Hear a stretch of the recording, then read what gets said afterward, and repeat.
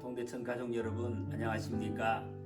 담임 목사 이규정입니다. 오늘은 우리 새예배당 두란노홀에서 말씀을 묵상합니다. 이곳은 우리 아동부 친구들이 예배를 드리고 또 말씀을 공부하는 장소이고 또 찬양대가 연습하고 여러 가지 강의와 교육을 하는 그런 아름다운 장소입니다. 오늘의 찬송은 539장입니다. 너 예수께 조용히 나가 내 모든 짐 내려놓고 주 십자가 사랑을 믿어 죄 사함을 너 받으라. 주 예수의 은혜를 입어 내 슬픔이 없어지리. 내 이웃을 늘 사랑하여 너 받은 것 거저 주라. 주 예수를 친구로 삼아 늘 내 옆에 모시어라. 그 영원한 생명샘 물에 내 마른 목 죽이어라. 너 주님과 사귀어 살면 새 생명이 넘치리라. 주 예수를 찾는 이 앞에 참 밝은 빛 비추어라. 주 예수께 조용히 나가 내 마음을 쏟아 놓으라. 늘 은밀히 보시는 주님 큰 은혜를 베푸시리. 아멘. 오늘의 말씀은 로마서 14장입니다. 로마서 14장 말씀을 제가 1절부터 3절까지 말씀을 봉독해 드리겠습니다. 믿음이 연약한 자를 너희가 받되 그의 의견을 비판하지 말라.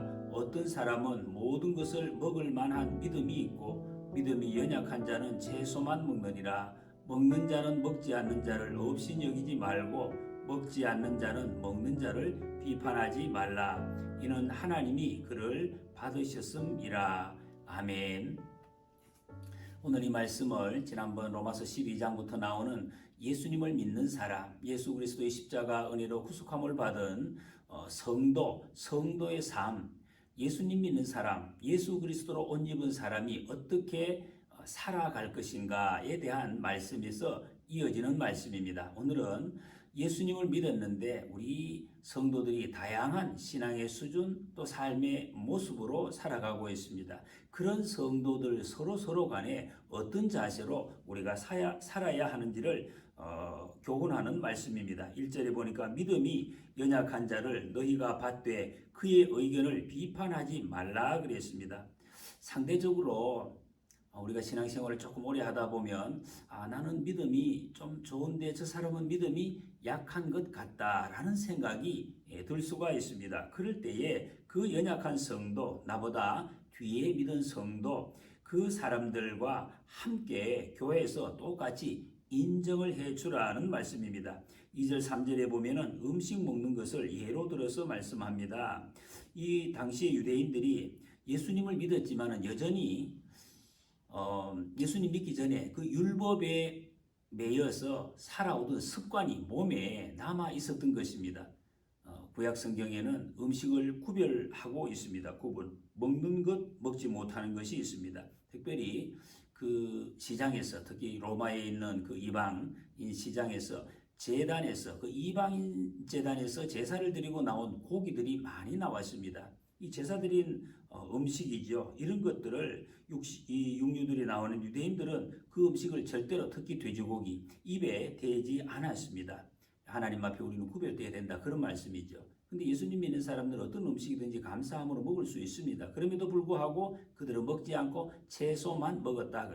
그래서 로마인들이, 이방인들이, 헬라인들이 그것을 보고 믿음이 약한 사람들 그렇게 비판하지 말라 하는 것입니다. 그들에게 아직도 구약의 율법에서 자유함을 얻지 못한 사람들, 너희들 자유함을 얻지 못했구나, 그렇게 하지 말라라는 말씀입니다. 그냥 너그럽게 받아들이라는 겁니다. 우리가 믿음이 연약한 성도를 판단하지 말아야 될 두 번째 이유를 오늘 본문에서는 이렇게 말씀합니다. 우리 모두가 하나님의 심판대 앞에 서야 하기 때문이다 하는 것입니다. 10절 이하의 말씀입니다. 심판날에 우리 각자가 우리 살아온 지금 이 세상에 살아가는 모든 삶을 하나하나 빠짐없이 주님 앞에 다 드러나게 내어놓고 심판을 받게 될 것입니다. 여러분 그 자리에 한번 상상해 보십시오. 지금 내가 한 말, 내가 한 행동, 이웃에 대해서 한 말들, 이 모든 것이 다 거기서 비판을 하나님 앞에 심판을 받게 됩니다. 내가 저 옆에 있는 사람보다 좀 낫다고 생각했는데 그래서 막 비판하고 판단하고 했는데 실제로 하나님 앞에 서 보니 내 삶에 지나온 모습을 이렇게 더 살펴보니까 나을 것이 없었다는 것입니다. 얼마나 부끄럽겠습니까?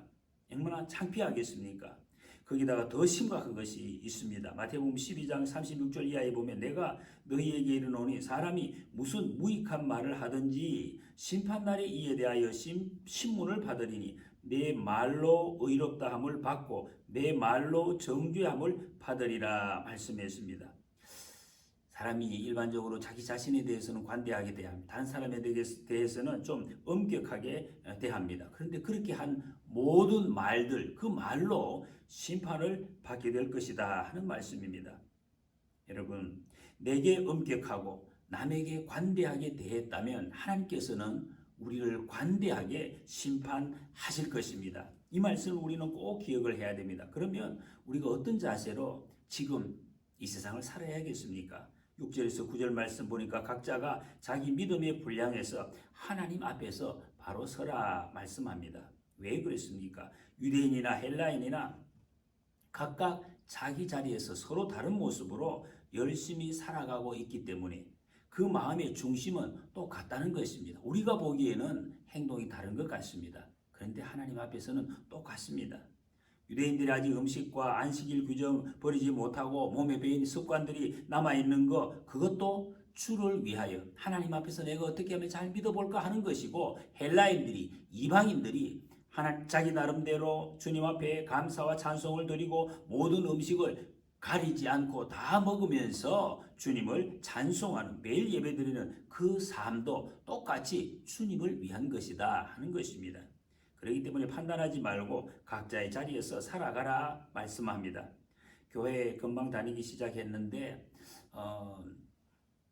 술, 담배 특히 우리나라에서는 이거 끊지 못하시는 분들 있습니다. 또 어떤 분들은 아예 끊을 생각이 없는 분도 계십니다. 그런 분도 봤습니다. 교회 예배 1시간을 참지 못해서 교회 화장실에 가서 담배를 피우고 나오시는 그런 분들도 있습니다. 또 아직도 물질적으로 자유하지 못하고 또 헌신하지 못하는 그런 분들도 있습니다. 그런데 여러분, 먼저 믿은 사람들이 이런 분들을 보면서 야, 이거 담배 냄새 나는 그런 옷을 보면서 눈을 흘기고 저 사람 안 되겠네, 나쁜 사람이네, 이런 생각을 하지 말라는 것입니다. 물질에 대해서 자유하지 못한 사람을 보고 야, 이 헌금도 못하면서 어떻게 예수님 믿는가, 그런 말을 하지 말라는 것입니다. 우리가 고백해야 할 말씀 7절 8절 말씀입니다. 내가 살아도 주를 위해 살고 죽어도 주를 위해 죽나니 사나 죽으나 주님의 것입니다. 내가 먹든지 마시든지 무엇을 하든지 주님의 영광을 위하여 하기를 원합니다.